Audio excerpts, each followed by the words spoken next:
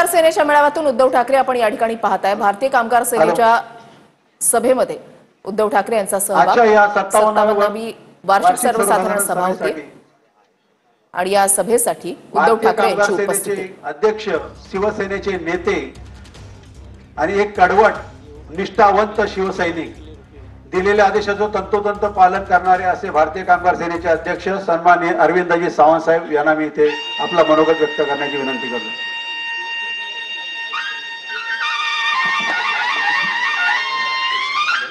महाराष्ट्राचं आराध्य दैवत छत्रपती शिवाजी महाराज,